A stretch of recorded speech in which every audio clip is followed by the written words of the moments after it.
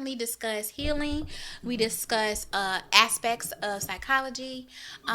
We discuss like you becoming the best you, mental wellness, For sure. health, Femininity, parenthood, dating definitely as dating. single parents. And it's from a lens of two psychologists, Yeah, So, but also to people who grew up like with both parents, married parents, and then like you all know that Chloe and I are the youngest of our crews, like her yeah. siblings and my siblings.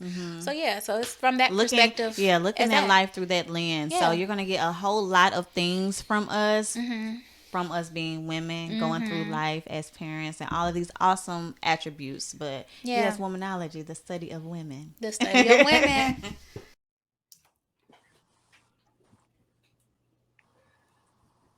All right, welcome back to I Only Listen to 90s Music. We back in the building. We got a special guest with us, man, and he's always in the group chopping it up, hanging out with us. Singer, artist, photographer, member of BLACLUVE. I mean, the dude is a Renaissance brother, to say the least. I've been knowing him Oh, since he was you're kind. bouncing people out of Yeah, I was the gonna say one of XO. the coolest bouncers. Not one of the coolest bouncers. Oh my God, that's gonna be my claim to fame. I never got bounced out. So. So Not yet. No. My brother Joe, I never got Joe as a bouncer. I knew Joe from before we were probably work. So we met. Joe was in high school. He was at Jennings High School, and I lived in Jennings. And Yeah. I lived across the street from some popular kids in Jennings. So a lot of people got to would see me or my best friend walking up and down, hanging out at Jennings High School. And that's how I met Joe. And I always joke with him about how I met him on the bleachers at Jennings High School. He was singing doo wop shoo wop at Jennings. And that is not really an exaggeration of You're not 1 second of an exaggeration. I had a whole group. That was that era, man, when we had groups. Every school had a group. Man, listen, my school had about 20 of them. Jennings had about 20 groups. You had the Stylistic Juniors, and then that was us. It was yes, the Stylistic Juniors. Stylistic Juniors. It was the most. These were a bunch of young cats that sound old and they look old. And them cats was on stage with vests on. It was hilarious every time. I'm just like, did y'all really do the vest? Y'all got purple vest across with lines going down. Like, no. I'm sorry. Let me stop hating on my Jennings people. Anyway.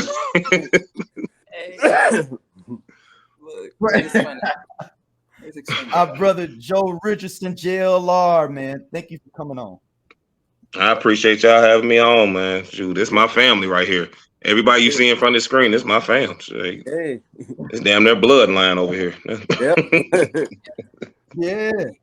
Yeah. So let's jump into the first thing that got us on the radar for you to come on. Stacy, take it away. With you and Joe in the comments on the Orlando Brown. So there's a video out there. I will be cutting the video in right now for people that did not see. So there's a video of Orlando Brown, and he's at this function, this club or whatever, right? And everybody around him is really amped up, and this dude has kind of got him damn near in a headlock, and he has this look on his face like, what the hell is happening?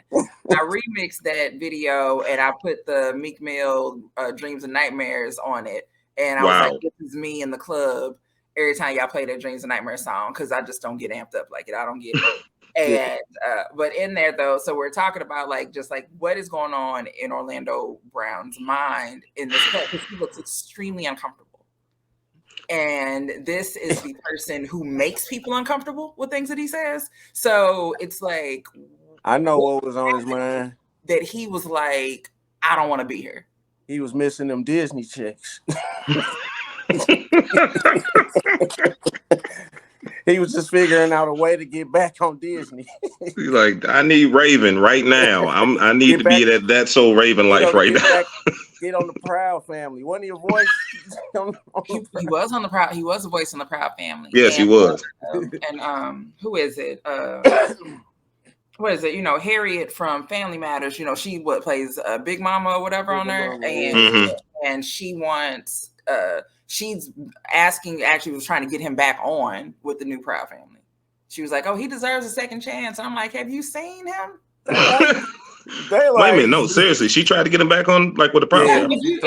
If you look it up, like there's actually interviews a couple of years ago, but she was talking about basically when they were bringing the show back, and he wasn't invited to come back, and she mentioned that she thought that he should be brought back. Hey, but they better you better chill out for what we call Jennifer Lewis. And bring in Aunt Thelma for Thelma. Right. Step out of line again. You're talking too much. Step out of line again. We'll replace you like you did on Family Matters. But it's okay. So I remember seeing his face, and I didn't know how to respond to it. And I'm like, "What's going on?" Like he just got this look like. It's like him. Who's in the background? I think I saw Lil Fizz in the background or whatever. Yeah. So it's all guys. So it's like it kind of looks like a VIP section in the club, it's all. Yeah. Is it for that reality show he's on? I don't know. I don't know. I honestly don't know where the clip comes from. I don't know if it's just somebody who was on their phone. If it was. I think that was just somebody on their phone. In reality, he kind of is. He looks confused. He's looking like, "Where the bitches? Yes, why am I here?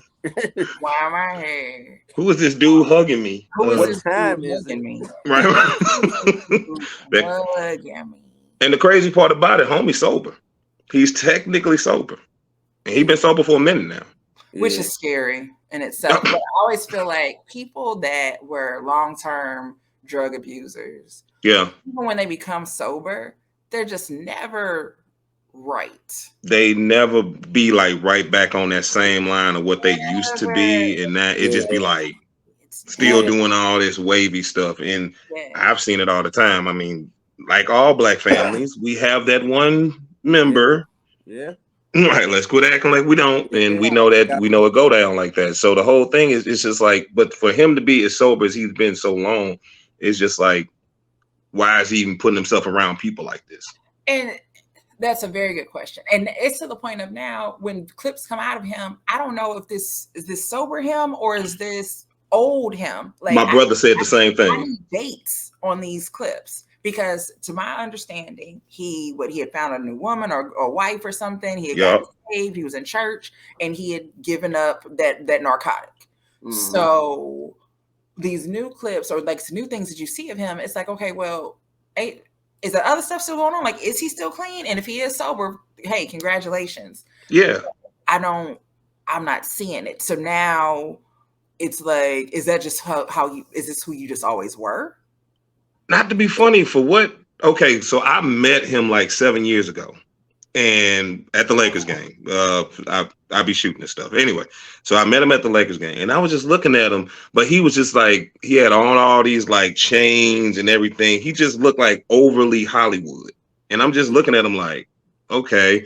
But then he kept doing this with his nose, and I'm just like, oh well, still there. But then when he started talking, cool as a fan. It's just like, if he don't know you, cool. But if he knows you, it's just like he all over the place, touching all on you, slapping. I'm like, wow, you a total different person when ain't no almost in character. Right. He puts on a little show. Maybe he's like a little character that he's come up with, which is weird because that's the character that you chose. But it's that's the character you chose. Let me just say this. So That's So Raven was on. By the time that show was on, Stacey wasn't watching the Disney Channel anymore. Fully aware that the show was on, etc. But that was past my prime. I was riding around and getting it at this point. So with him being on the show, like I'm sorry, like just from what I've seen of the show, he wasn't some sex symbol or all the girls was trying to get him. This isn't I'm trying to think what's a comparable show back in the day. Like even like Boy Meets World, people weren't necessarily on Corey, but somebody wanted to get with Sean. Like it's like I just never felt like there were girls who were on him guy on the show. Yeah. Like, is that a correct assumption? So with him not being that guy on that show, it's like, were you that guy in real life? Like, were the teeny boppers throwing their panties at you, or? Or was you paying for it? I don't know. I mean, Picking off them Disney dollars. He wasn't there. them Disney dollars went away real quick. I mean, for what I know, he still has money. He still has money. But the thing about it is, it's just like he put his money towards a different focus. I think something with his baby mama, she's like taking care of it or something like that. But yeah, he's still getting Disney checks. Surprisingly, still getting Disney checks. Well, I mean, look, if you had a contract, you had a contract. Facts. Like, period. So you owe me my money, you owe me my money. It don't matter what. Yeah, run me my coins. So I may not be getting any new money from you, but you still owe me my old money. And that's but it's just, like I said, was he trying to maybe prove something to get out of the Disney thing? So there was an interview that I saw Marcus Houston, pedophile ass, recently. We'll throw that out there. But there's a point he made about when he was on Sister Sister, about how he's on Sister Sister and he's the annoying neighbor and go home Roger and everything. He's supposed to be this geeky dude. But then the next weekend he's with Immature and he's touring and women are falling all over him. And it was like that Batman, right? He's Batman. So it's like balance. It's like, but they wouldn't let him. Roger couldn't be sexy. Roger couldn't grow up. And he was like that was kind of like that was hard for him. And that makes sense. That makes a lot of sense, right? That even though you're on TV all the time, depending on how people find you or whatever, right? Or maybe if the girls did see you sexy and now they watch Sister Sister and they're like, well, maybe he's not. Yeah, because you gotta think all the girls that found them cute only found them cute when they was 12. Like when they grew up older, they grew past them. It was like genuine. They was like, nah, he was cute back in like when we was in 6th grade. No, how old is it? No, how old is his wife? Like 20, 19, 20. She Are you don't know immature. No. That's not an exaggeration. No, Joe, she can't drink yet, Joe. She can't drink. Right, yeah. She's like 20. Y'all lying to me. No. She's 20. Yeah. Don't you? Y'all got to be joking. Oh, well, okay. You're right. And what you have to hear. So it's like, okay, it's like, fine. He has found some child bride and made her and went whatever. That's the word. Okay, correct. She's 22, Stacey. She's 22. When did she turn 22? Just now? She was born in 2000. You know what? You stupid. 2001. Huh? In April. Yeah, just now. So she just turned 22. Yeah. God. You don't know no immature song. But I think at their wedding, I think she was 20. I think she was 20. She was correction. She was 19 when they got married. Yeah, they've been married for about no. Wait a minute. Thank you. Wait. Isn't Marcus Houston like 43? I'm 43. Isn't he like 44? He's my age. He's born in 81. He's finna be 42 in August. 42. So are you serious? Okay. Stacey, I retort anything I said to you about what you just said about Marcus Houston. Y'all don't just say things just to be saying them. I tell y'all that every episode. I say I'll just say things just to be saying them. No, you did your homework all the way through. Jesus Christ, 19? Yeah. So here's the fun part about this is that this isn't just some older men, some like older women, younger women, whatever. It isn't just that. It's his explanation for why he's with her. Like he met her. She was underage when they met. Like, I mean, she's already she's underage anyway, but she was underage. Underage. Like 15, like 14. So it says on here they began dating in 2018. So if I do a quick math, 5 minus 22 is 17.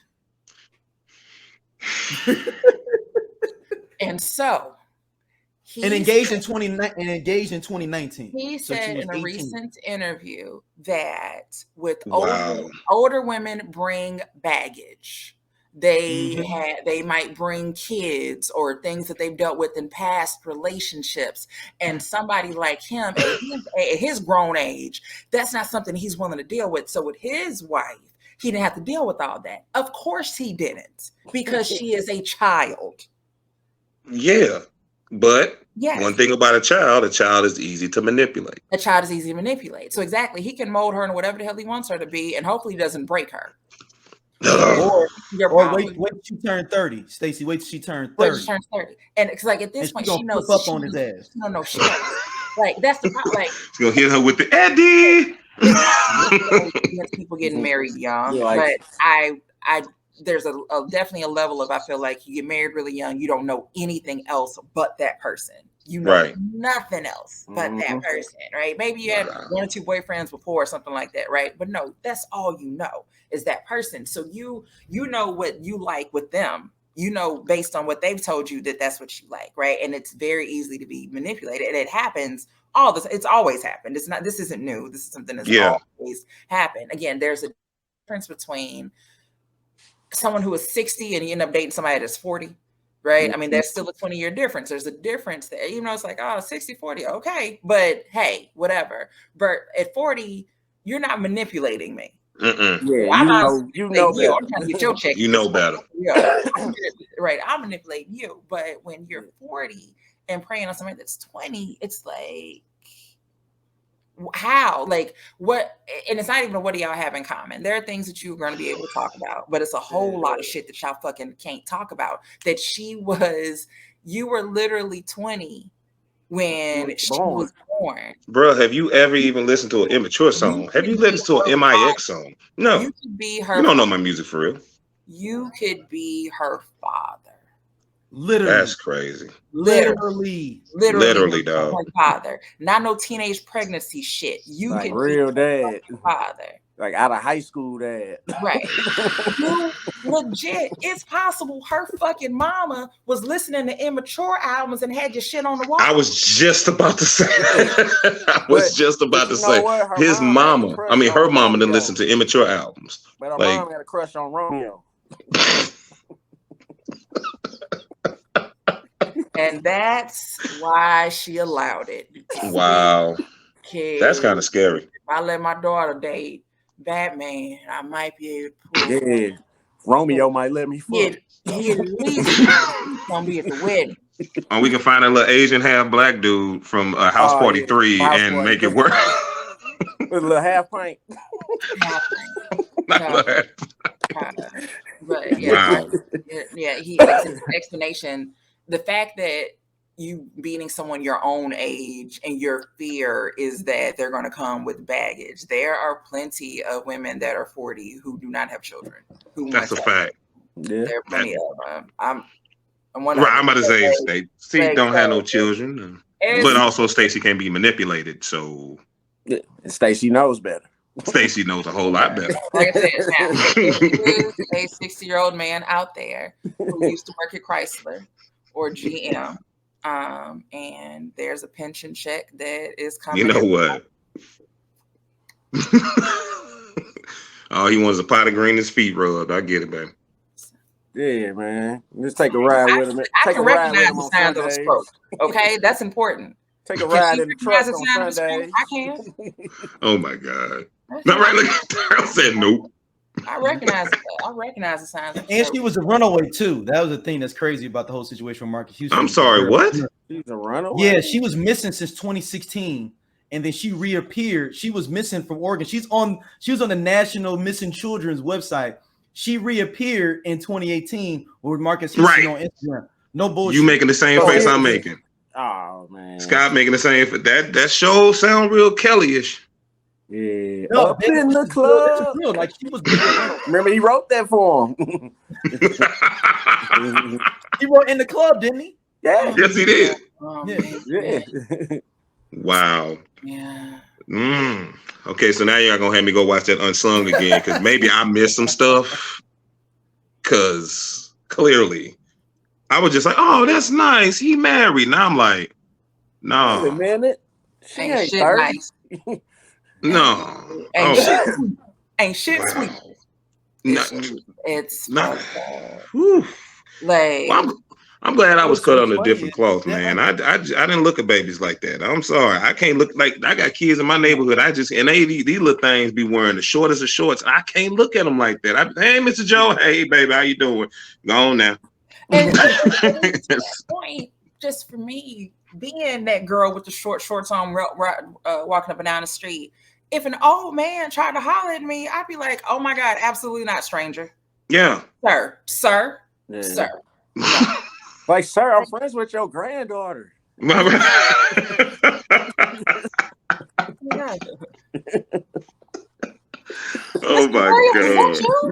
God. I know your niece. I'm like, no, I'm not. No. Tell Sarah I said hi. Right. You got to play the greens for just no. I'm not that guy. Because that's why I be telling my little girls on neighborhood. I just be like, baby, go on, put some pants on. You don't need to flex this. I live in Florissant, and that's all I got. And you know how these little hotel things work. Yeah. Lord, I just be trying. I try my damnedest. I swear, I try to preach to them. Can't do that, but they doing what they want to do. We turning up. It's okay. Oh, you gonna turn the hell up, all right? And gonna be turned up, down, all around. Mentioning children, Brian McKnight has had a birthday recently.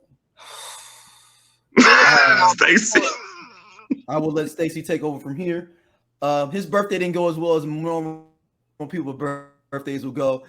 I think he is delusional to believe that people ain't got heat for him in the streets. Because I don't know why he turned up for like, hey, it's my birthday, y'all. You know, give me a birthday shout out. That's the wrong thing. Read the room, Brian. Go call your son. Right. Exactly. Go call your son. Oh, got some foot powder to put on, nigga. I'm sorry. I'm just Brian McKnight. So those who do not know, I absolutely love Brian McKnight. I wanted to see him in concert forever, and I've not made it. And I was like, this year is my year. 2023. I don't give a damn. I'm going by myself. I don't care. I'm going to see Brian McKnight. And what I knew, or what I had realized over the last few years, is that he didn't talk much about his sons. So he had two sons, Brian McKnight Jr. and Nico. The big reason I knew their names is because they toured with him. And there's even a live album that he has, and there's a medley of songs that they do together. So that's why I love them. And I really was hoping to see them, which is that's how I figured it out, was because I wanted to see him with them in concert. And I'm like, I wonder what's going on. And then I knew that he had gotten divorced from his first wife. I knew that. And I knew that he had gotten remarried. What I did not realize is that with the new wife, and he has new children, he has a new son who he also named Brian. Now, remember, first marriage, he has a son, Brian McKnight Jr. New wife, he has named his new son Brian. And people were like, that's a little weird. And apparently in 2018, 2019, his son Brian made some posts on the internet and said some things about Brian McKnight. His daughter, Brianna, sued him some years ago over, there was a defamation lawsuit that he sued her over. So within the last month or so on Twitter, somebody, all it takes is one tweet for people to start Googling stuff. And somebody mentions that he was a bad dad. People started looking it up, and then people start adding him. So he makes a video to explain what is going on. I wish that his publicist would have talked to him first before he made this video. And what's so fucked up about the video is that it's well thought out and planned. Like you can tell that he's reading what he wrote this out to say it, right? Because he's very calm. He doesn't stumble over his words, and not to say that he's not eloquent enough to do that, but it's a very calculated move that he made to make this video, and the video does not put him in a great light, right? Even as he's explaining, this is what happened with my daughter, that apparently Brianna sued him, and they end up settling out of court for like $300. It was something about an insurance policy, $1 million insurance policy she was suing over. She ended up settling out of court for $318,000. She didn't ask for an apology or whatever. Right, we all made that face. So for something that's like, it's essentially, for him, it's like, this is all about money. This is what this is. It's about money. Yeah. After the kids wrote, or after Brian Jr., Brian McKnight says that he immediately contacted his lawyers and changed his will and wrote the kids out of the will. Damn. So he said, I don't know what was said in those posts. I know I can look it up, but he said that basically it's irreconcilable. He said, basically, he said, "Fuck them kids." Yeah, fuck them kids. You won't get a dime out. one red. That's what he said. That's exactly That boy said. so. No. It sucks. Wow. Because, like I said, one, I want to be careful when I say this. I'm not comparing what is going on with him and his children to any other artist who has had controversy. I'm not saying that. Like I said, I love Brian McKnight. The people that are no longer supporting him, that are canceling him, this is a hard cancellation for me.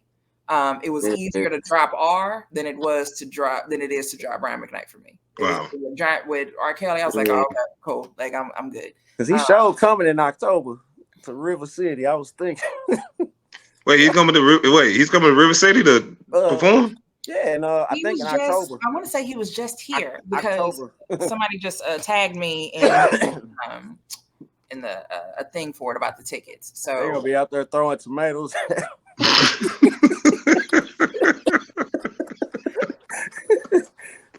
Oh, your daughter. Right. Well, he lost me when he did the squirt video. I forgot about that. All right. I was like, I said, we're going downhill, Mr. McKnight. No, Joe. No, the squirt video. I was just like, okay, bro. Origin story. That is the beginning of the villain origin story. When you see when you see the Pussy Works video, you're like, oh wow, he's gonna become Dr. Doom. We didn't know that though.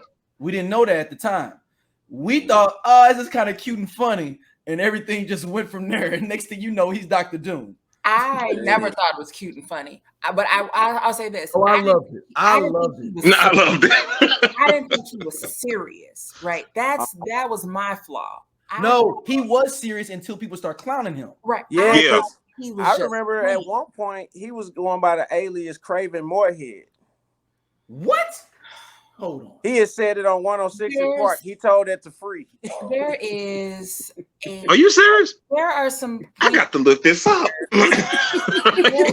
His career that pretend didn't happen. Can't y'all pretend with me? I pretend that the Pussy Works song didn't happen. Okay. Nah. I go listen to One Last Cry and I pretend that it didn't. That's the man that I know. Okay, I listen to his verse on "Let It Snow." That's the Brian McKnight that I know. It's like the "Let It Snow" anytime, Brian McKnight. I don't know what that is. I'm not dealing with it. I guess because he was such the good guy back in the '90s. You know, he was so clean cut. You know, and his albums were banging. Them first 4 or 5 you know, he wasn't. Take Six, his cousins. One of them his cousins. Yeah, one of them his cousins. Yellow. There you go. There's everybody. When I saw him in the Source magazine on a motorcycle smoking a cigarette, I knew it was downhill from there too. He was in the Source magazine. Hold on. And he was, matter of fact, I think it was either Source magazine or like Ride magazine or something like that. My man had a whole Newport in his mouth, and I said, Brian? My man had a motorcycle. He got 3 motorcycles on the back, a Cadillac. I didn't know how to respond to it. I'm just like, maybe he's just come. Maybe you know how you've been good all your life, and then it's just like, well, I got money now. Like a midlife crisis. I feel like snap! I see. I found it. It's in it's a Dub cover shoot. That's what it was. It was Dub magazine. Dub magazine. Dub magazine. That is the cover for this segment. That is the cover for this segment. My man got a Newport in his mouth. I'm like, Brian, no. It's not a Dub. Not the Tahoe on 24s, bro. I didn't know how to respond to it. I was just like, Brian, he got a whole chopper. Just chilling, cigarette in mouth. He was doing too many rap songs. In this one, he got the cigarette in his hand, in his fingers. They don't have it in his mouth. They got him in his fingers. I can't find the one in his mouth, but he got it in his fingers. You see it down at the bottom of his hand. Yeah. It's at this point, like I said, what he said about his kids. I don't want to talk about this anymore. I don't want to talk about it. I want to talk about Stacey, it's okay. It's okay. You know what? Our unsung heroes change in life. They do. The older we get, we're starting to see a lot of people in different That's why I say never meet your heroes. So man, it's like I said, I fucking love Brian McKnight so much. and not to say that I was wanting to let it pass, right? Like when people were going, like I knew the shit was crazy with the kids or whatever, right? And I was I was in denial. I was letting it ride. I was like, well, I don't know what really happened. We wasn't there. We don't know. We don't know what happened. And then he made the video. And I'm like, oh. Well. Babe, it's raining.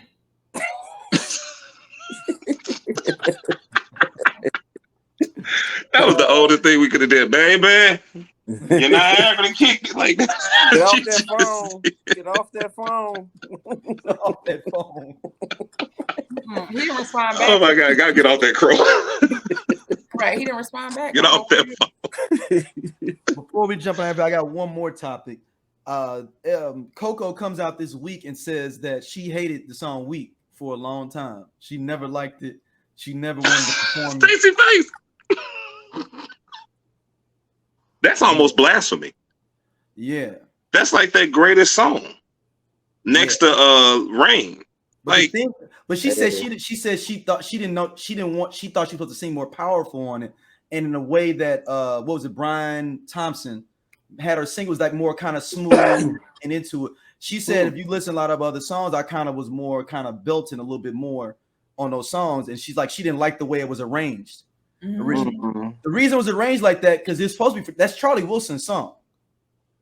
Yeah, I can hear Charlie Wilson sing. That's weak. I can hear Charlie Wilson. It was written for Charlie Wilson, and he couldn't do it. He turned. Shout out to all the girls that sang "Weak" at the talent show.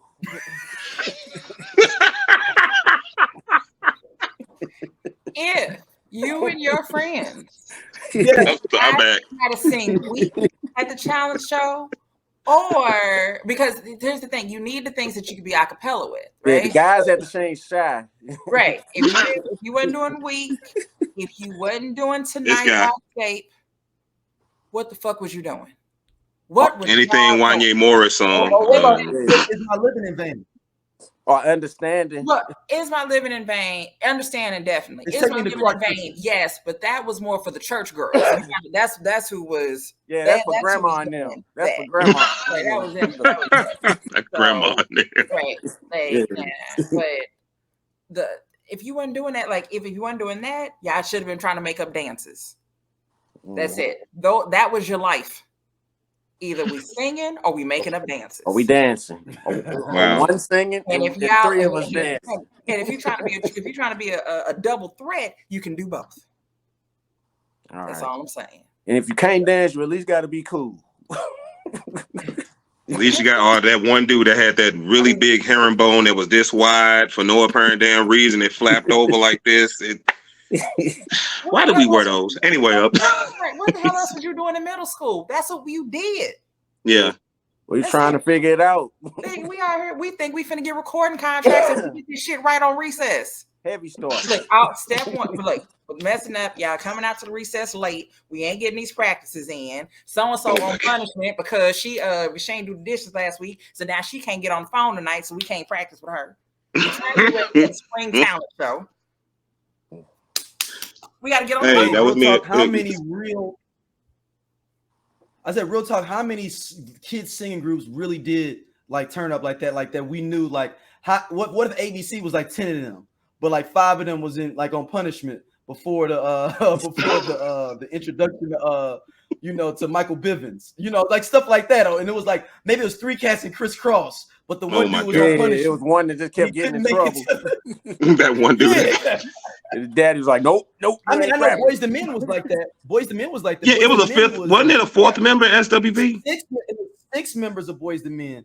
The It was one 6? dude that sings on the song with Beyonce on the Best Man soundtrack was the 5th member. He left right when they got the record deal. So he did all this stuff to get up to there. And then the 6th dude that was in that group right before that ended up becoming a serial killer. Damn. Yeah, we needed him out. We was good. Yeah.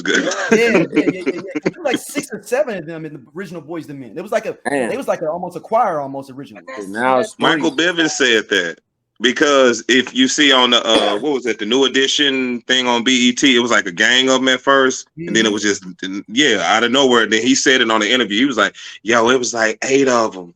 You know how he talking. And I was just like, there was 8 members. They had a choir. Mark Nelson, that dude also joined As Yet. He's the lead singer As Yet too. Yeah, I would say one of them joined another group. Yeah, the dude that left. right before they blew up is the lead singer of As Yet. As Yet. Wow. I saw the I think it's Mark Nelson. I think it is. No, I think the name is right. I think Mark Nelson is the name. I think that is correct. Yeah, it is. I mean, but that's just like, look at Drew Hill. Look at Drew Hill. Drew Hill got like 9 members now. Oh yeah, they because they end up putting in the fellas from Player. Yeah, they are army. So it is. They are over there running a halfway house for singers.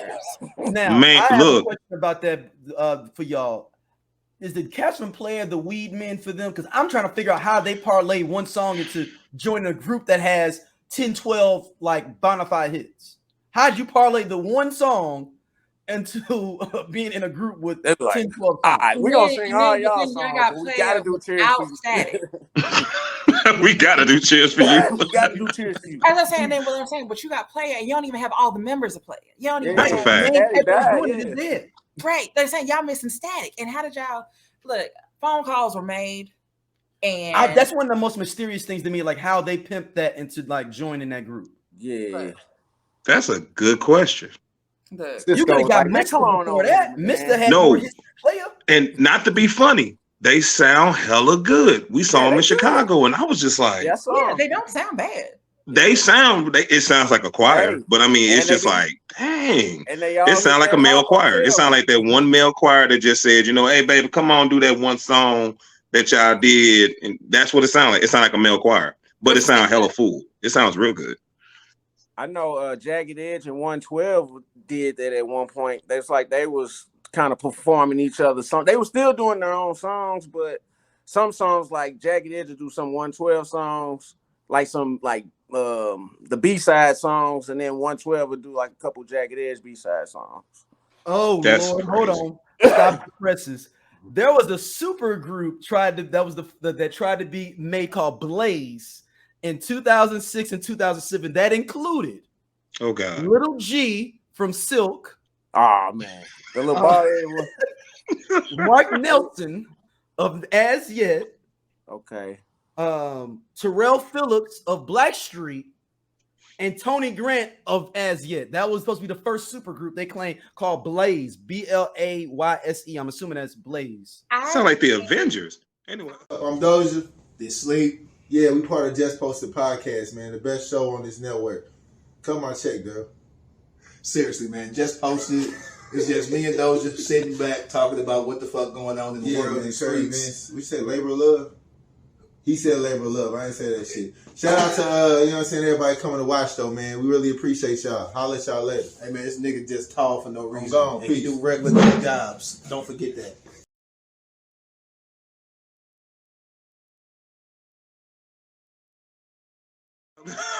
No.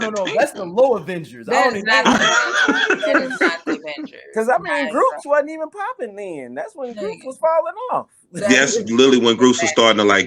We need to reevaluate the term supergroup. Yeah, because New Edition is the top. Supergroup. Oh, they're trying to come back right now. 2020. They are trying to reform right now. Who? Blaze supergroup that never was. No. We have keep to that to yourself. Supergroup. This is a gang of niggas. And one loud nigga. And then you got that one little dude at home in the back. Like, no, why are we doing this? Scott, you talking about Lil G? Yeah, that loud boy. That dude loud. Oh, Lil G. That boy loud. He can sing, but he's loud. Hey, there's only one super group, but that's TGT. I'm just joking. No, I mean they're number 2 behind LSG. LSG was a super group. That was a super group. That's a super group. I mean, low key, they said they was going back in the studio before Gerald passed away. Like they was going to do another album. Yeah, that is actually true. That because Tyrese said it in the interview. Oh no, not Tyrese. Genuine said it in an interview. Oh, they were actually going back and they was actually going back, and then he ended up passing away. That's literally what happened. Dang. So he was supposed to, and then I bodyguard people, and they tell me stuff. them cats would have been to make so much bread right now with the Yeah. LSD tour. They would be Charlie Wilson out there just touring every summer with Keith Sweat, Gerald Levert, and Johnny Gill. Johnny Gill would not have got back with New Edition. He wouldn't have got back with New Edition. No, he wouldn't have. He'd have been able to do this. Or, well, even at the New Edition concert, they do some LSG stuff. And they do. But Keith Sweat do most does of it, it. though. But okay. I would come out and do it with him, or whatever. So it would have been amazing to be able to do at a concert, really have an LSG set. Yeah. And here's a question though, you don't get paid. Like everybody gets their share, right? So the thing with the New Edition, everybody get their share. But if BBD performs, if Ronnie DeVoe performs with New Edition and with BBD, does he get 2 checks or just get 1? That's a good question. I'm gonna say that they get 2 separate checks. Yeah. For what I have. Stages? Is this a festival? Am I on 2 different stages? Because if I leave that stage and get on that golf cart, I'm just on stage. That's another check. I'm just on tour. So this is whoever's opening. So we can do the New Edition tour right now. It's going. Okay. So Tank opens up, Guy comes out. And then after Guy comes out, New Edition comes out. Well, Keith Sweat comes out, and then New Edition comes out. And then within New Edition, BBD performs, Johnny Gill performs, Bobby performs, so everybody gets to perform and do everything. But you throw in there, you take Guy out. You can literally legit take Guy out, if you want to, and you can do an LSD set. Damn.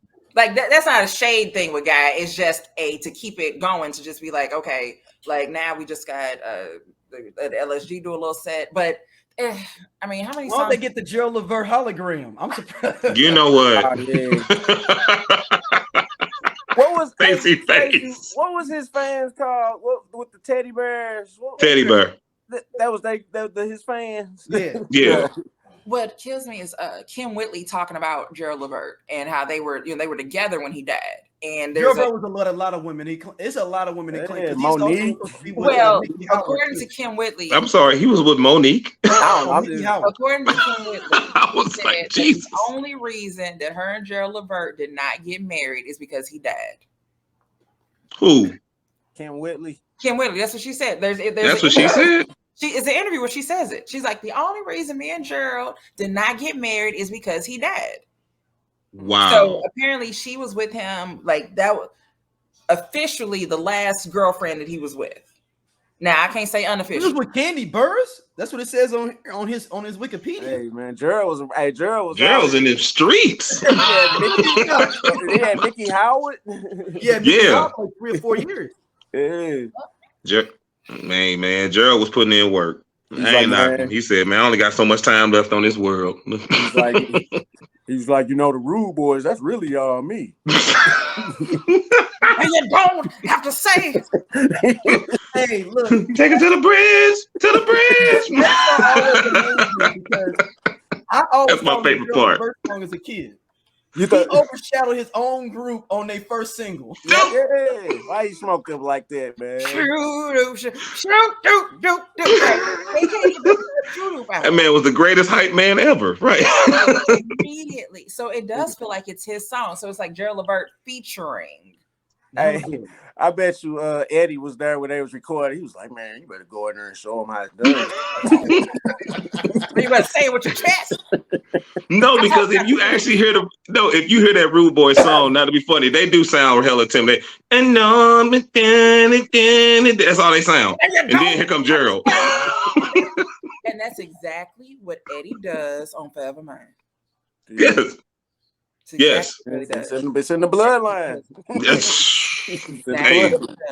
Gerald Levert in my top 10. I'm sorry. Mellow, and then here come Eddie screaming at you. The beat even changes to keep up with it. Because Eddie about to scream at you. And it's not to be funny, he do that in Stairway to Heaven. You don't have to holler at me to get my love. I'm already here. I can hear you. You don't have to scream at me. He's like, nah. You're gonna get my God. You're gonna get all of it. You're gonna get all of this love. And it's loud. I'm gonna mess around. I'm gonna be on stage doing the Gerald Levert songs, singing funny. Why not? that's showmanship. Yeah, Hey. man. It's called stage And you got to pull the presence, rag Joe. out your pocket and wipe. Right. I gotta wear an old S curl. It's called stage presence. Oh my God. My favorite memory of Eddie though was when Michael Jackson died. When he was like, "Yeah, and I saw Michael dancing and shit, and they didn't cut it on BET." Yeah.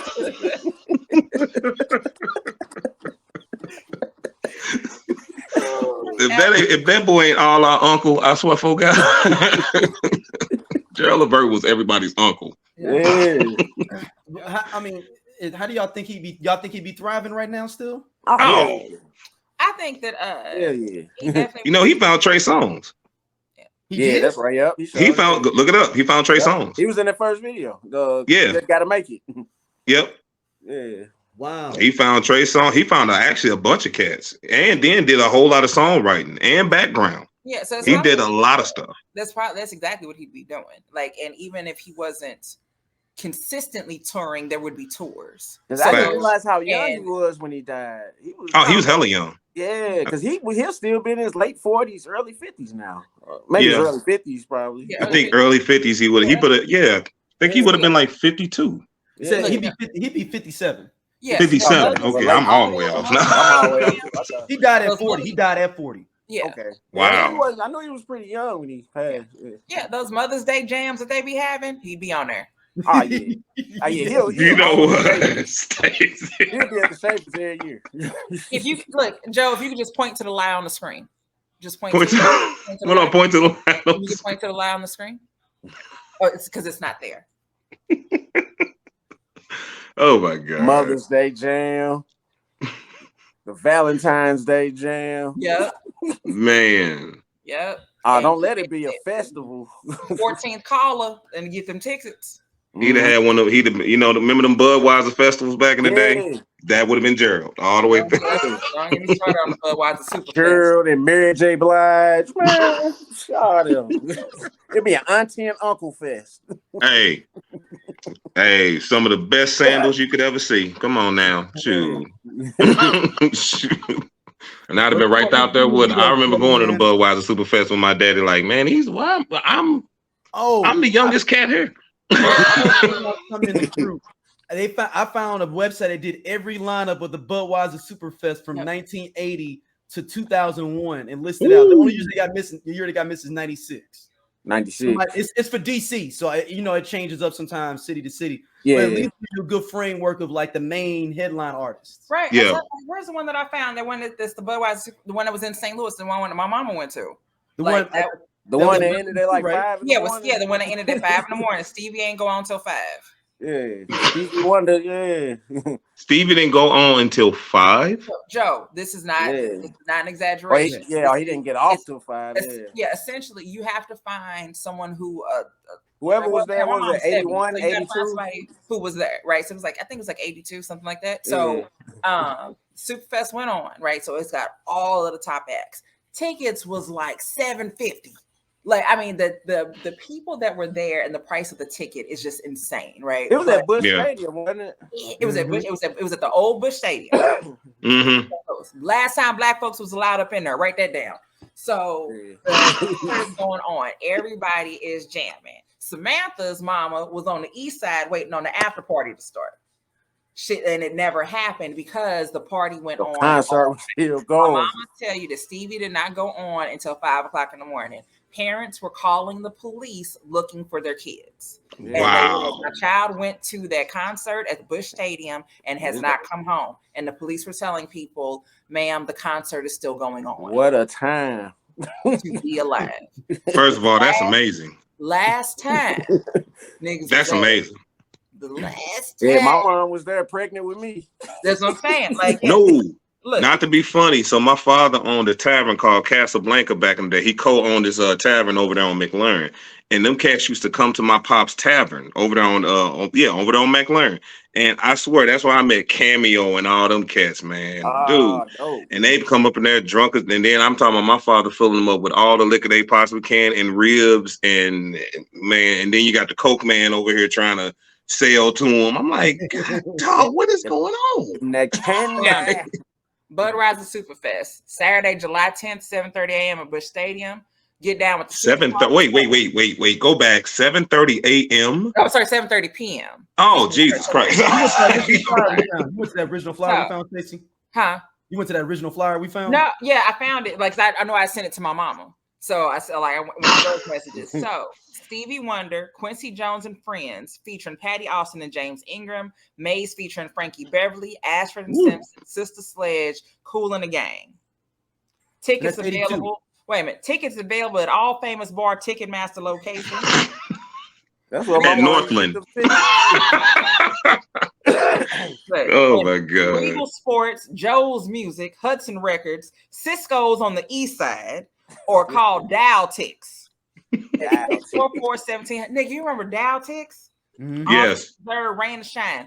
$12.50 to $15.50. So it's $12.50, $15.50, $17.50, and $20 VIP on field seats and field boxes.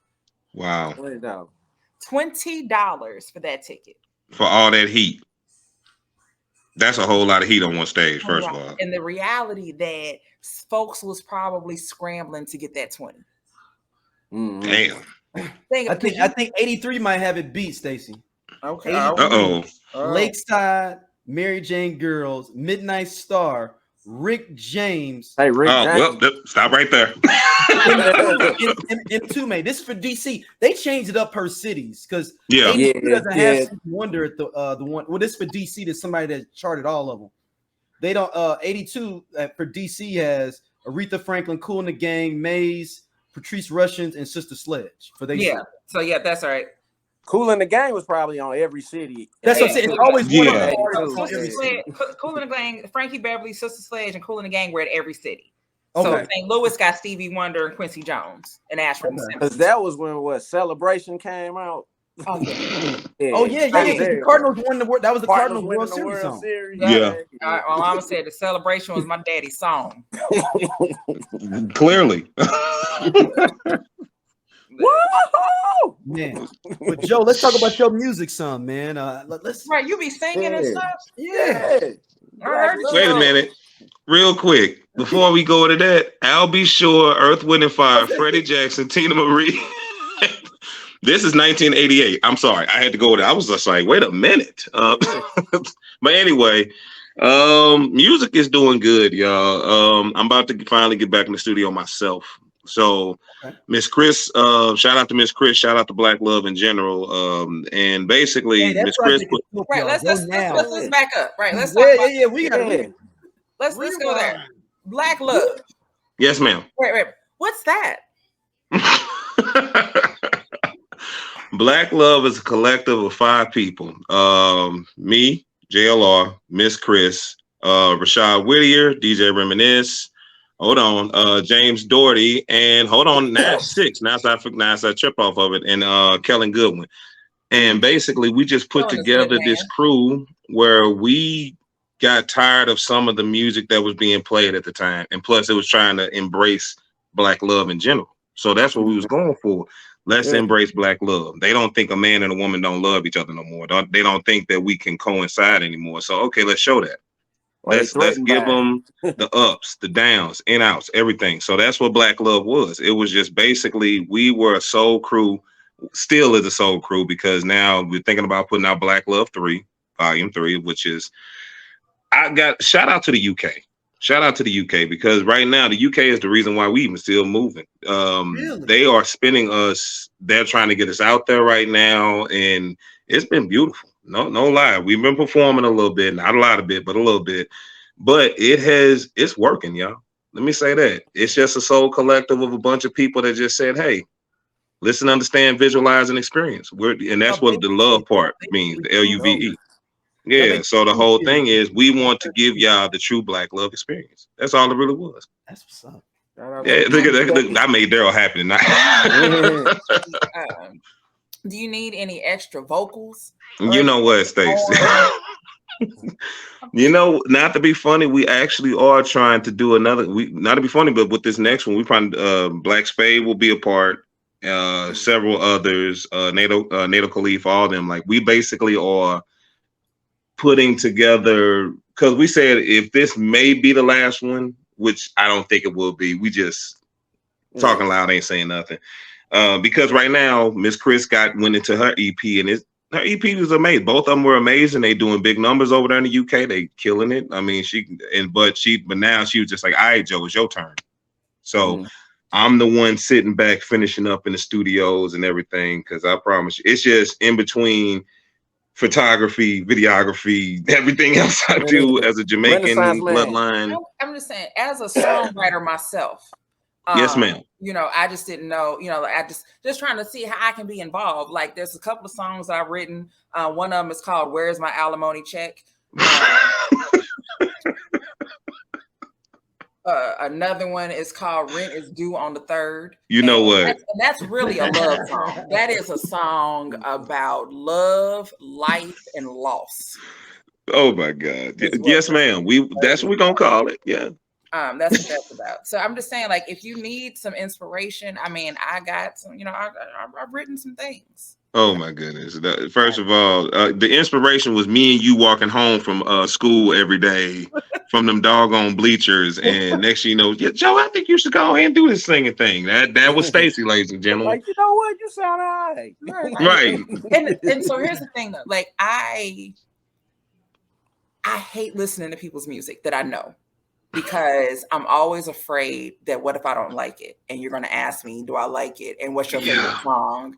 And I'm going to be like, it was the one towards the end. It was one of the last tracks or something like that. Or one of them. It was the interlude that you did that I really liked. Because because of that, I won't listen to people's stuff because I'm like, I'm afraid. But I actually have heard Joe. And so I think that's the highlight is that I had already heard you. I already knew what you sounded like, so it's like, okay, I can press play on this because I know that something good is actually going to come out of the speaker. But yeah, so anyone who's ever sent me their music to listen to, I didn't listen to it. I did. Let's just say it goes my way too, because I swear I done had so many people, and this ain't no disrespect to anybody, but I always have everybody because they think we big time. And don't get me wrong, it's not that. It's like, yeah, man, you should listen to our music. And I listen to it. Next, I'm like, and I'm a nice guy. I don't like to tell people. My face will do everything. So I'm like, that's not for you. It's not. Yeah. And even when we used to do the old show, when we used to do Ham, people would always want us to listen to their stuff. And it's like, I mean, true enough, we did break. She got some what was it? Some fire and some food stamps. We did break that. Yeah. We did break that song. Okay. But I mean, I've been trying to get Joe to get on the remix for me and Javon's platinum hood single, our dedication to the great Marion Barry, Bitch You Set Me Up. We're trying to get him on the remix for. The beat is already out there. Shout out to JBJR, official beat DJ. And we have Marion Barry as a guest star on the song. Please, is that serious? Real song. You don't just say things just to be saying them, Joe. I totally believe that. That's real. It's called Set Me Up, comma. You set me up. Came back and won again. Look, sir, you get the studio time ready. I'll do it. We'll do it at Reminiscence. I'll send it over to you. You just lay down something right on the back of it. You know, kind of how they did Masego and my boy Devin Morrison wrong. With everybody thinking that song Yams. Oh, the Yams. It's fucking what's the dude that's with the jail with the messed up eye? Fetty Wap. Yeah, people think it's Fetty Wap song. Yeah. Okay, so I just watched the Charlie Wilson NPR, and he did it. And he said, "I bet y'all don't know I was on this." And I'm like, "Yeah, it's a remix of he did song, a remix." Yeah, but people think Fetty Wap redid it. No, they came and then got Ron Isley and him came and got on his remix to their original. Yeah.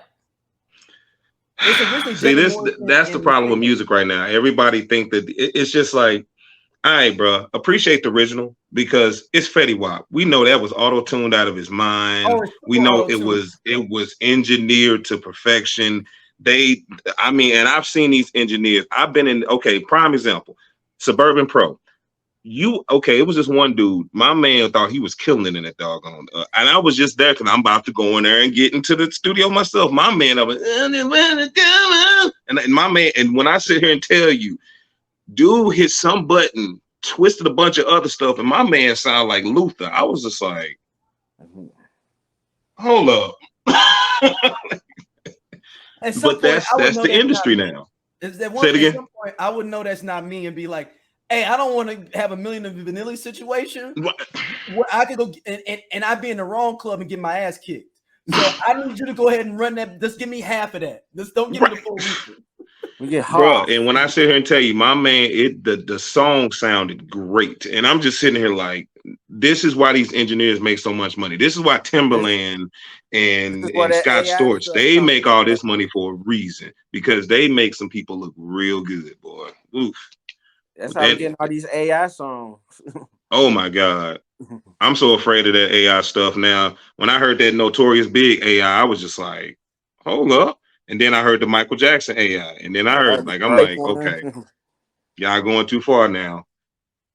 You talking about the Down for My Niggas Michael Jackson song? Yeah. You know, that was real. Yeah. And I was just like, no, y'all can't. Now we can't do this. Biggie, I know that I thought they were just joking around with, like, but that dog on Michael Jackson, I was like, y'all cut it out. Your mic out, Stacey. We can't hear you. We can't. Anime Bullock now. Hit the mic now. Wi-Fi. She said 1 second. Come back in, come back out, because your screen got fuzzy too. Yeah. Tell Big Sip to pay his internet. You know what? You stupid. No, but the Masego thing, and that song is super, super dope. Masego and Devin Morrison and Yams, man. Yeah. That's like my new Thanksgiving theme song. Yeah. You know what? Because the song, you think the song is talking about being with a woman. It's more about him getting money and like getting something to eat. Like the song is truly about that. Try to get to the yams. Hey. But everybody kept saying that, did they steal that from Martin? Did they steal it from Big Ja? It was just because, there's an episode where Martin said, I'm trying to get to the yams. And he said it. And everybody kept saying, okay, are they taking this from Martin or are they taking this from Big Ja? Because we've been hearing a lot from Big Ja. Nobody says anything on that. But anyway. Or Burnell Hill. Didn't Barnell Hill say that? He's like in the yams. Yeah, that's what he said. In the yams. That's the episode. Yeah, he said he's trying to And I swear, everybody named Mama like, man, they stole it from Martin. Like they stole it from Big Ja. It's just like, y'all just appreciate it for what it is. You back, Stacey? Like we can't hear you. Mike's still out.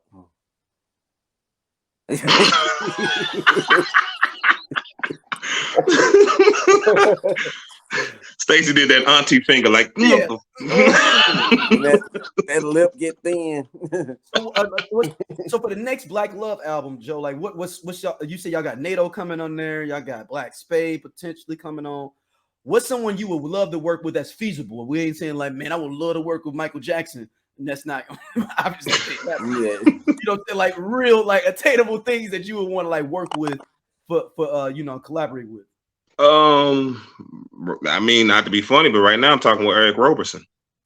Ooh, you a hero? Ooh. Yeah, so he comes here in June 25th, so we're gonna have a conversation. That's all I can say. Ooh, but him and Anthony Hamilton are like my, hey, bruh, whenever you ready. It's like that's my two people. I would love to say Jill. I just know me and Jill might jail too much together, It's Jill. She like him tall and dark, And you be running the Harlem Nights, baby. Tell you Hey, first of all, went down there to Nashville for my birthday, and Jill Scott had a concert down there. Bruh, she had every man up in there just looking like, hey, baby, Jill talking. I need you to listen to her because she's saying them good words that would get me to Jill. Not you. Jill was down there having some brothers questioning their marriage. It was a great concert. That's all I can tell you. The second album, right? You're doing the second album on tour, right? Say it again. She's doing the second album on another tour, like she did the first album, right? Yeah, so she's doing the first album right now. Where and don't get me wrong, she literally is doing in order the first song to the last. Yeah, she's doing the second album now, right? Because the first album she did right before COVID. Is she? Because what we saw was Who Is Jill Scott. Oh, okay, yeah, that was what the tour originally started right before COVID, like because I went to go see her at the Fox, and that was in February 2020. We got locked down in March. Yeah, and not to be crazy, that's what halted BLACLUVE. Really? Literally, we got pulled in on a tour for iLive and Global Soul. Next thing you know, literally the world shut. We did the Vibrate out. We did the song Vibrate. Let me do it right. We had a performance. We had a performance over there by the Fox. Next thing you know, we said in 2 weeks we're gonna do the video for Vibrate. We did the video for Vibrate in 2 weeks. Literally, the world got shut down a week after. And it was just like they had us set up to go over there for Soul Live, all this stuff. Like literally, we was just sitting back like, here it is, y'all. The world shut down. COVID just said, nah, BLACLUVE, we good. So next thing you know, it kind of like it held us back. It held us back bad. Can't hear you still, Stacy. It's right, an earbud. The people that are listening, y'all can see. People that's watching, y'all can see her. She has so much to say. Probably got to disconnect the earbud. Is it the earbuds? Is it the earbuds? No, I say take it off. It's probably the earbud. She said, "Oh, she connected them to try to get another sound." Oh, I think it's, see if you can because tell Big Sip to pay that bill because I think it's your internet a little shaky over there. It was raining. It was raining. I'm sorry. We can't. You really are gone. We all read everything she just said. You gotta go back to the headquarters. Oh my God. All I heard was yes, dear. Yes, dear. Uh-oh. She said, let me go get him. Let me go get him. She hit it with the let me go get him. You got to fix this. My wife do that all the time. She like, baby. Next thing I end up just pressing reset. Let me go fuck with this router. Stacey supposed to have our next segment going on. Oh my goodness. But yeah, that's what halted BLACLUVE. No lie. And it was the most jacked up feeling. Wow. Hey, the AT&T call center. Call center joint. She about to get all these credit cards today. She working COVIDian.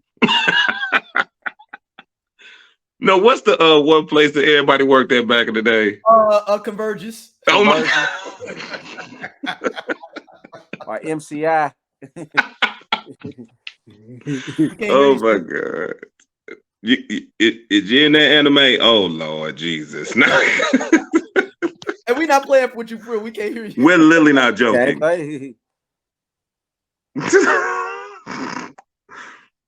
Wow. Just take it out. There you go. Yes, ma'am. You good. Pull it up on your phone. If we can do the last part. Yeah. I'm gonna call this in. That's what she said. They said tripping. Right. I'm gonna call this in. That's exactly what I'm gonna do. I'm gonna call corporate. Right. All up with Convergence and MCI, like Scott said, that's where all the bad chicks used to work at too. That was trying to get their money up before they got them a baller. Yeah. So they had to get their dress money up to get to the club so they could get a baller. Especially listen. Rams or anybody like that was coming, especially when all them cats was coming to town back in the early 2000s. Getting everybody coming in town. You can Nelly had it popping, man. Nelly and Chingy had it popping from 2000 to about 06, 07. Yeah, I'm gonna say it was about 2010. I think about we were still getting residuals. Yeah. Hey, look here. First of all, the information I know about Ali and all, no, I've learned my lesson to just hush now. Yeah, yeah. Cause I don't understand. Like I didn't know it was like world's greatest breakup at the time. And there she is. She's back. Can you hear me now? Yes, dear. And listen. Welcome back. How you doing, Stacey? I'm good.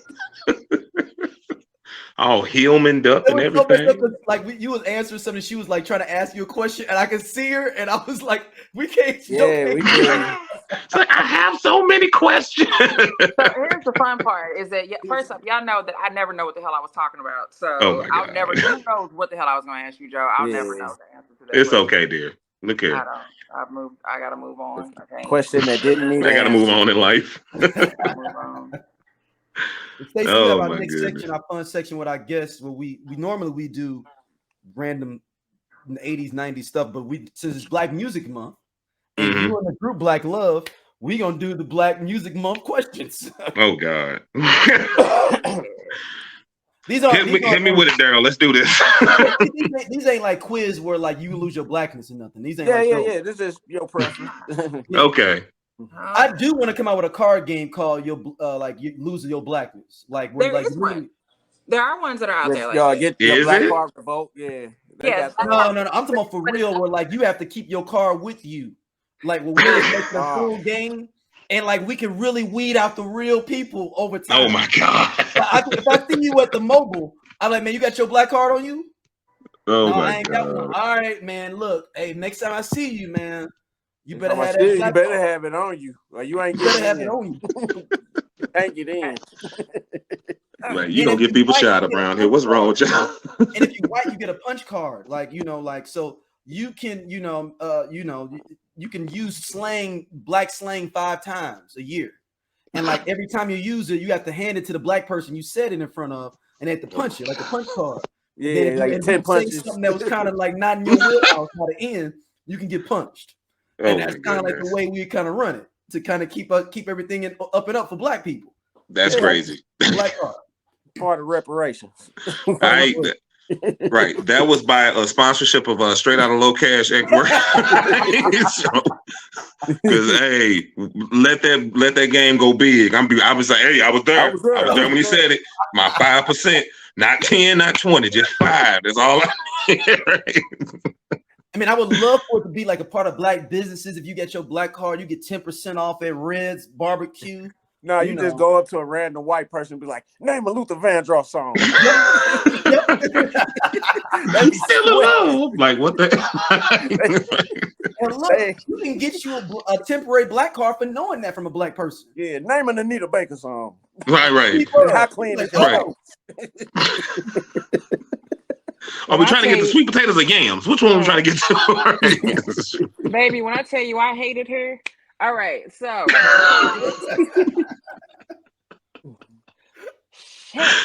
okay.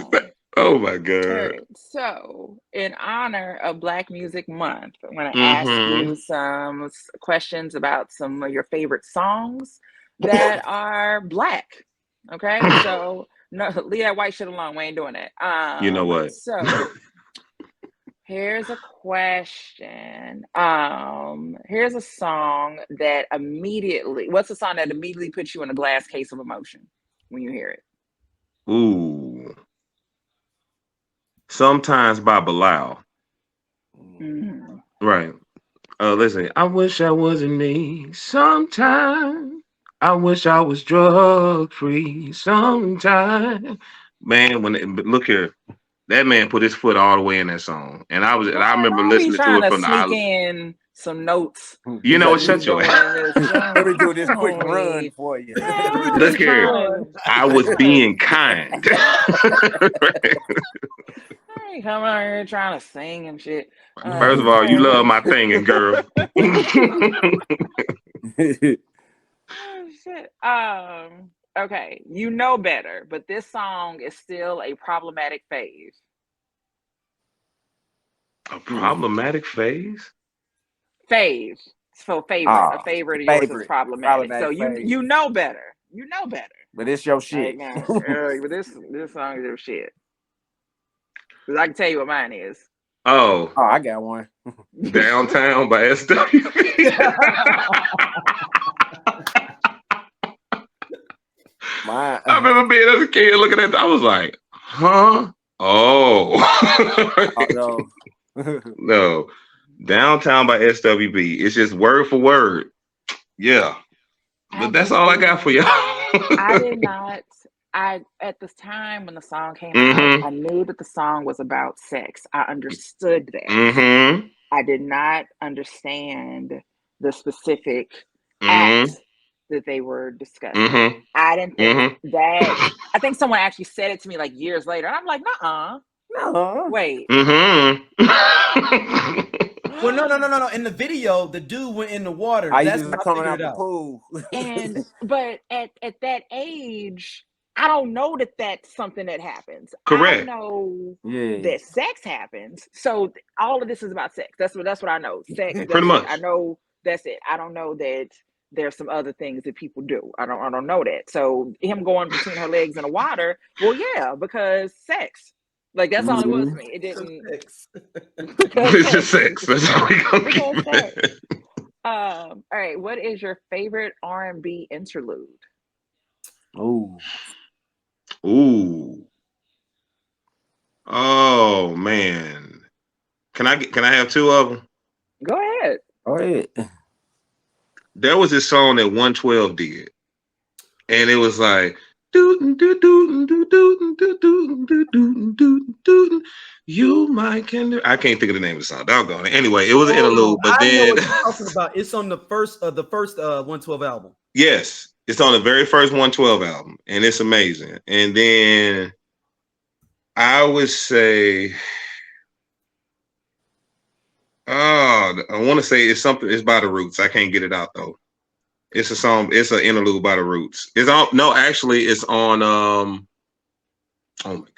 Is it sexy? It's Sexy You from 112. Yeah, that's the name of the song. Yeah, that's the name of the 112 song. But yeah, matter of fact, I take that back.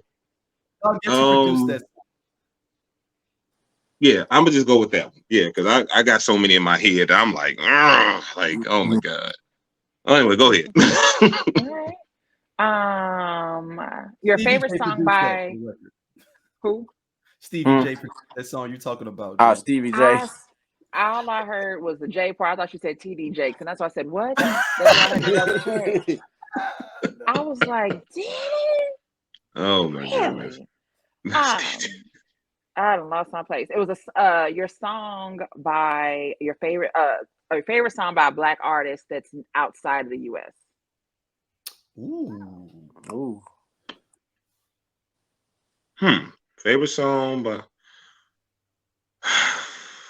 Omar. He's from the UK. Got wild hair. Yeah, Omar out of the UK.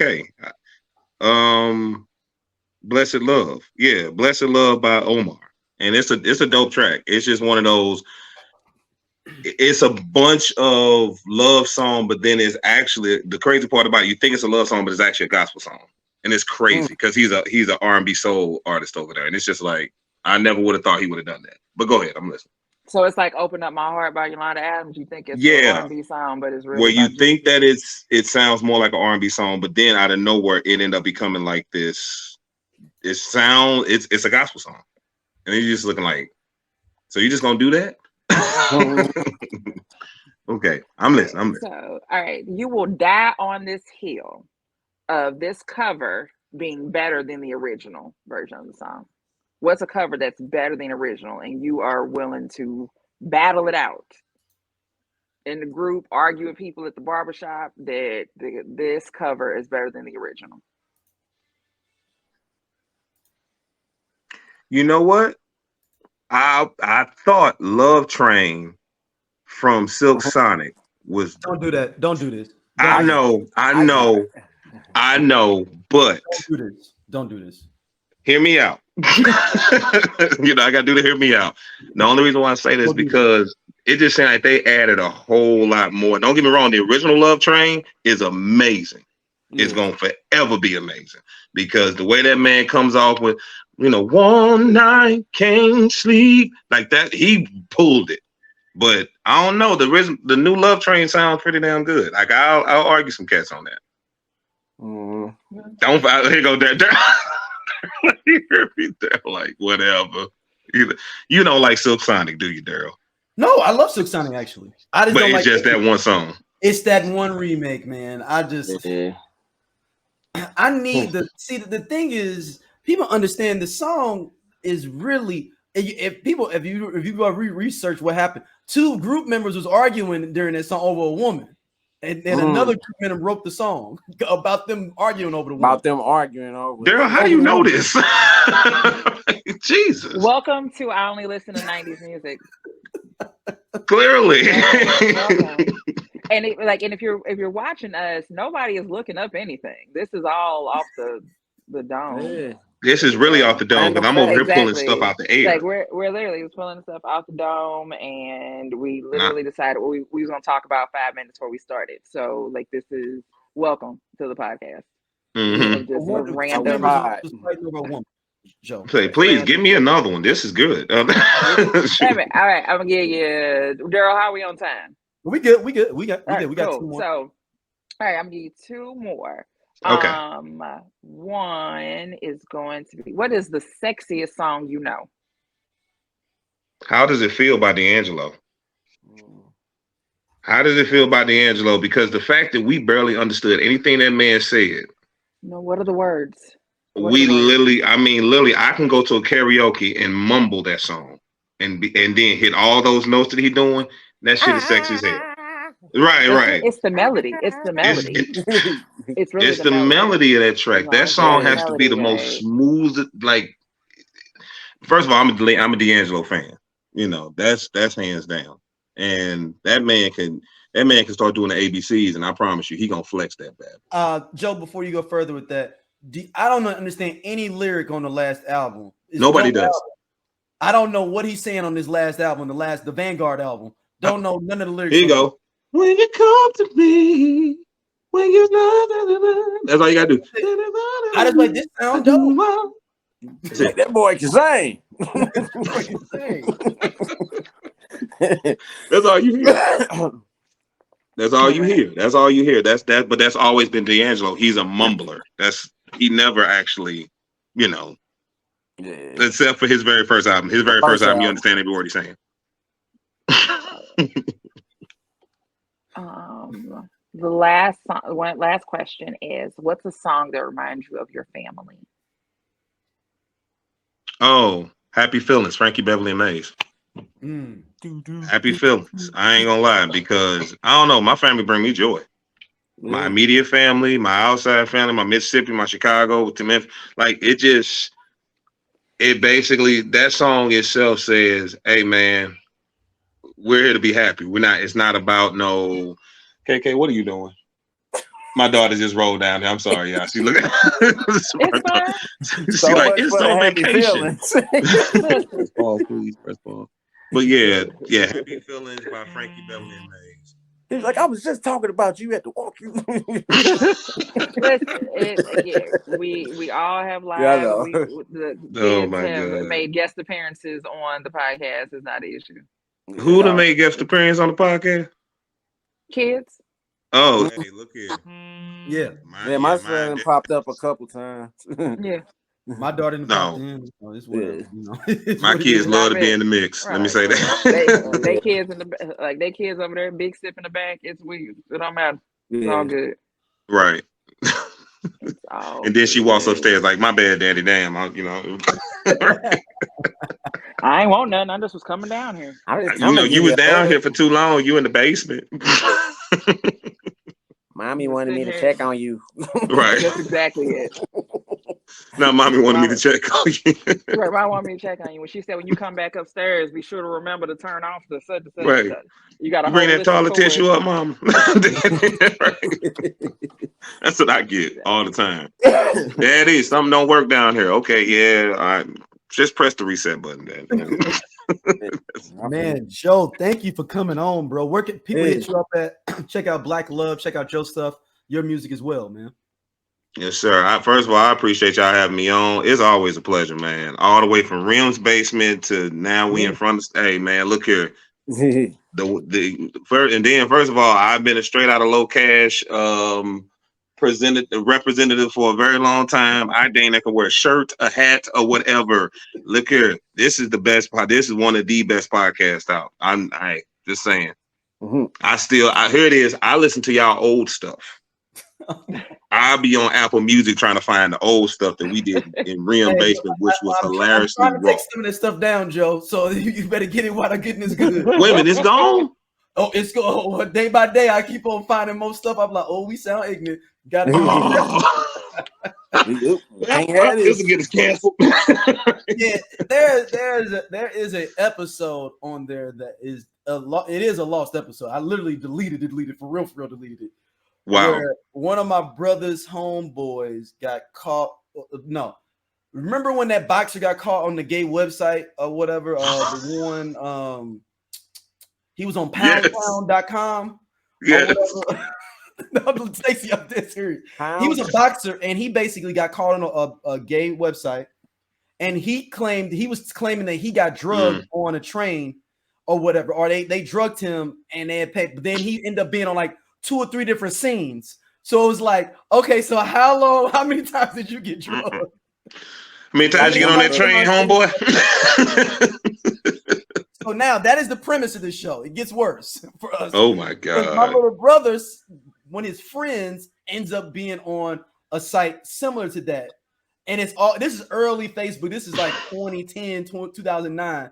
It's all over Facebook of this situation. Oh. And it was just ridiculous. We had to pull that one on back out. That was it was Yusef Mack. I think the back's name was Yusef Mack. The world was different back then. The world was just different. We constantly changing. Right. We was able to talk about things and nobody got all up in the.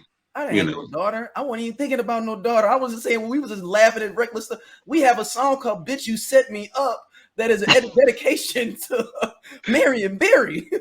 Oh my God! Still need you on that remix, Joe. Still need what you a time to be alive is what I will be at Rim House. All we got to do is go like that basement. I don't know how that was going to go. I'll say that's a documentary in itself. The early days of St. Louis internet radio, because oh my God, like STL Twitter, STL Twitter, yes, STL Twitter and STL internet radio. Yeah, because Stacey, you was on Ham, right? Yep. Yeah, you was Ham radio. Yeah, I remember all that stuff. So, and I'm sorry, what nobody else doing the shit. Like we can play that game of like, I'm not saying that I'm the originator of anything, but what nobody else doing this shit. Yeah, hey, shout out to your ego, because I promise you, it's so many people like I was the originator. I'm like, look, bro, look here. This thing, okay, now we got podcasts. What you gonna say now? It's one of those things of I don't have to say it because you know, and it's like people know like before, like all the podcasts started, people started making podcasts, all shit started showing up, but we were doing it before. All these moving units is M Pimp juicing us. Well, nobody doing shit but me and Daryl. Yeah, internet radio. That's it. And it's the thing that's funny, even funnier is you had to actually, you didn't even know how to download a podcast back then. You had to like, hey man, go right here. I'm gonna subscribe you. All you gotta do is go back in the app on every Wednesday when it come out and you listen. I didn't know what a podcast was. Right. I didn't think, I wasn't even calling it a podcast. Like a talk radio show. Yeah, it was just like a radio show. It just called it a radio show. We're gonna do a talk radio show. That's it. And then years later, podcasting is a whole thing. But we were on Blog Talk Radio getting royalties for we were getting like 10-cent checks or whatever, right? Like deposits, whatever, right? And shit. But this it was a check. Like that was it. That was early monetization. It just wasn't a thing compared to what it is now. So well, we've been doing this shit. I know. Shot in the dark. If there was a number of how many podcasts are in the world right now, how many? What is the number?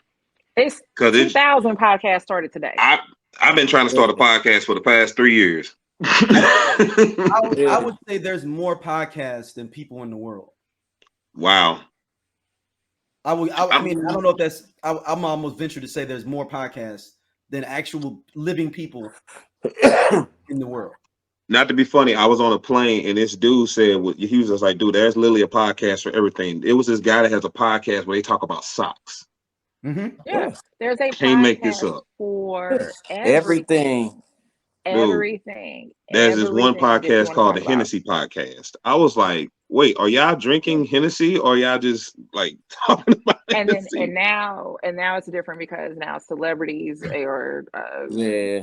past celebrities are creating podcasts, and I mean it's everybody doesn't need a platform. Is what I'll say. Everyone doesn't need a platform, and yeah, that's my official answer, is that everyone doesn't need a platform. Yeah, my little brother got a podcast called Come Smoke With Your Boy. Hold on. That's your brother. That's my brother. That's my little brother. Look at you. Oh, shit. No, Hey. it's Scott saying, that's your brother. Hey, but not to be funny, they doing numbers. It's and come I'm just with your boys, right? Yeah, Lily, come smoke with your boys. And literally, them episodes. bruh, no, because I record it. And next thing you know, when I sit here and tell you, and then they smoking the entire time. It's like Snoop Dogg thing all over again. But when I sit here and tell you, it is the funniest show, just watching these dudes smoke and talk about like everything. It is the funniest thing in the world. Boy, and they go off. Oh my God. Yeah, I've seen this pop around here and there. I've seen this. That's my little brother and my best friend from high school. Okay. And when I sit here and tell you, it's one of them podcasts. And Lily, they're doing numbers. Snoop hit them up. I was just like, whoa, whoa. Now we. It's like that E40 deal. I still ain't got my bottle. Right. Station. I still ain't got my bottle because boy, I was supporting the heck out of that. So I honestly actually still have wine left. That's crazy. That's because I don't drink wine. People give me wine all the time, and I don't drink it. People give me bottles of Prosecco. Like and I give them away. You come to my house, I'll send you home with some wine. But I think I'm down to. I think I got like one bottle of Mango Scotto left, and I think I got 2 bottles left of the red wine. That's craziness. I hope he's watching today because he sure got a tequila out now. I'm sorry. I don't know if you heard a deep voice man say it, and that's mine. So I don't have any. That's mine. Yeah, that's me. Hey, big dog, I don't care how big you is, bro. How many songs you sang with him. I heard the background, and that's mine. Oh, my man said that's mine. Offering them niggas my shit. He said, "Was sell it." He said they sell it. You can buy something. He said they. Oh my God! Yes, sir. You right, sir. Right. That brother looking at me like, oh hell no, that's mine. Joe, let everybody know they can hit you up, and where can they hit you up at? Check out everything. Check me out. So we got 3 of them. We got at JLR Photo Design. At JLR Photo Design. I do work for Nike. Everybody, Under Armour. I'm a contract photographer for everybody in the world. Let's see. And then there's JLR Music STL, which is my music site. And then there is BLACLUVE, BLACLUVE. Please look forward to Black Water. That's what's coming out next. The name of the album is called Black Water. It's on a whole right now, and I'll be real with everybody. This is going to be a mental health album. Really? This will be a conversation about mental health. Not only we can talk about love, we can talk about sex. Why in the world we live in today, we need to talk about mental health. So that's where we at right now. That's dope. Yes, sir. So yeah, that's the plan. So Black Water is coming hopefully by this fall. Okay. Yes, sir. Man, I look at you. I made Daryl smile. There we go. I'll be pumping this music. I remember I was pumping this music in a hotel room one time, and a dude stopped and knocked on my door. Was like, hey man, I don't know you at all, but who is that you was playing? Like, because he said he thought it was somebody else. I was like, no, that's my boy.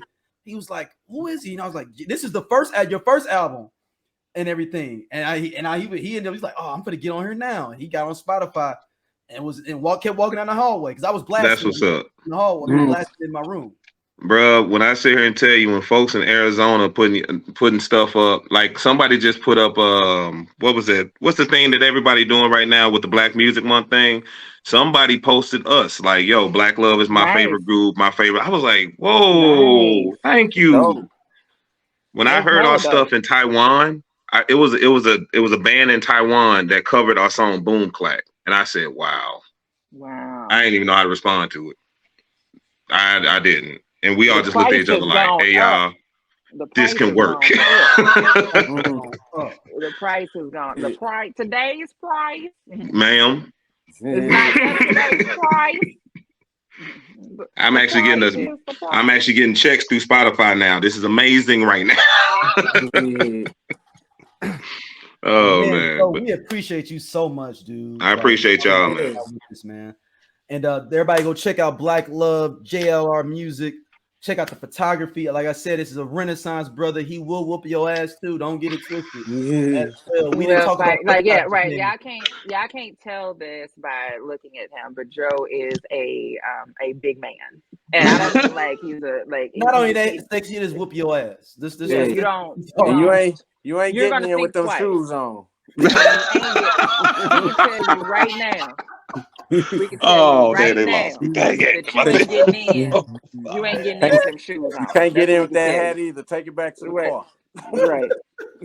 I think we lost Joe. That was it. That was enough for him. That was the mic drop. That was the mic drop. That was the mic drop.